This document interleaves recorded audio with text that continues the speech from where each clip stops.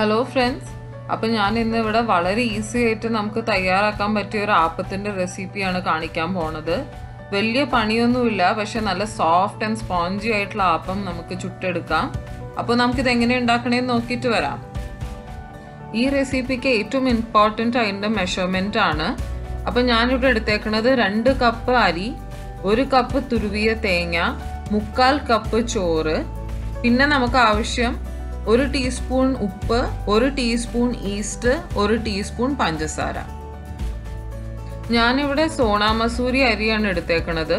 നിങ്ങൾക്ക് ഏത് അരി വേണമെങ്കിൽ എടുക്കാം, അതായത് പൊന്നിയോ നമ്മളെ പച്ചരിയോ ഏതാന്ന് വെച്ചാൽ നിങ്ങൾക്ക് എടുക്കാവുന്നതാണ്. നമുക്ക് ഈ 2 ഗ്ലാസ് അരി നല്ലോണം കഴുകിയെടുക്കാം. ഒരു 2-3 പ്രാവശ്യം വെള്ളത്തിൽ കഴുകിയിട്ട് അതിനുശേഷം നല്ല വെള്ളം ഒഴിച്ച് ഒരു 4 to 6 hours ഇത് നമുക്ക് കുതിർക്കാൻ വെക്കാം. ഇപ്പോൾ അരി ഒരു 6 മണിക്കൂർ വെള്ളത്തിൽ കുതിർന്നു കഴിഞ്ഞു. ഇനി നമുക്കിത് ഓരോന്നായിട്ട് അരച്ചെടുക്കാം. ആദ്യം നമുക്ക് മിക്സിയിൽ അരി മാത്രം ഇട്ട് നല്ലോണം അരച്ചെടുക്കാം. ഇപ്പൊ അരി നല്ലോണം അരഞ്ഞിട്ടുണ്ട്.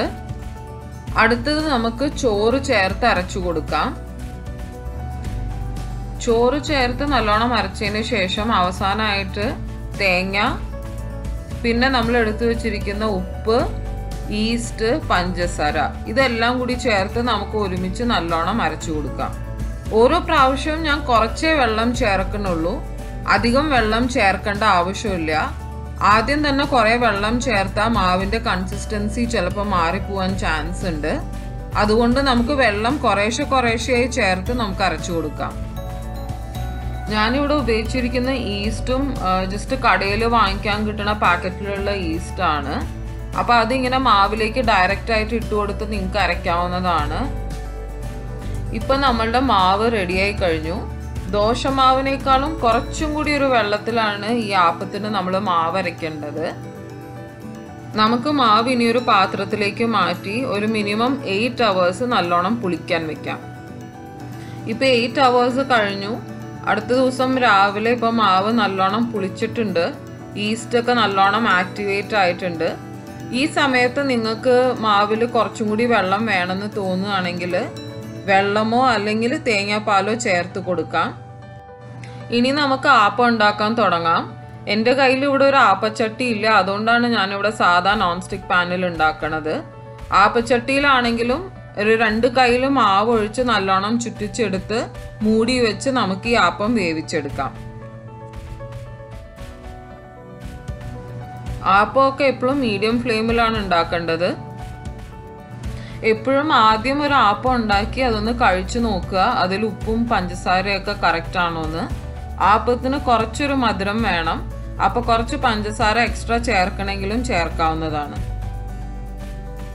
ഞാനിവിടെ നോൺ സ്റ്റിക്ക് പാൻ ഉപയോഗിക്കുന്നതുകൊണ്ട് കുറച്ചൊരു കട്ടിയിലാണ് ഈ ആപ്പം ചുട്ടെടുക്കുന്നത്. ഇതിൽ ഞാൻ മാവ് ചുറ്റിക്കണില്ല, ആപ്പം തിരിച്ചിടില്ല. അപ്പോൾ ഒരു 3 to 4 minutes മീഡിയം ഫ്ലെയിമിൽ ഇരുന്നാൽ തന്നെ അത് നല്ലോണം വെന്തോളും. ഇപ്പൊ കണ്ടില്ലേ, നല്ല സോഫ്റ്റ് ആൻഡ് സ്പോഞ്ചി ആയിട്ടുള്ള ആപ്പം റെഡി ആയിട്ടുണ്ട്. ഇതൊരു വളരെ ഫുൾ പ്രൂഫ് ആയിട്ടുള്ള ഒരു മെത്തേഡാണ്.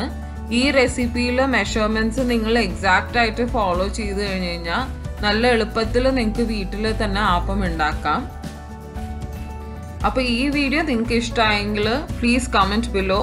ഓൾസോ എൻ്റെ ചാനലിലേക്ക് ഇതുവരെയ്ക്കും സബ്സ്ക്രൈബ് ചെയ്യാത്തവർ സബ്സ്ക്രൈബ് ചെയ്യുക, ലൈക്ക് ചെയ്യുക, നിങ്ങളുടെ ഫ്രണ്ട്സുമായിട്ട് ഷെയർ ചെയ്യുക. അപ്പോൾ വീണ്ടും നമുക്കൊരു പുതിയ വീഡിയോയിൽ കണ്ടുമുട്ടാം. Thank you.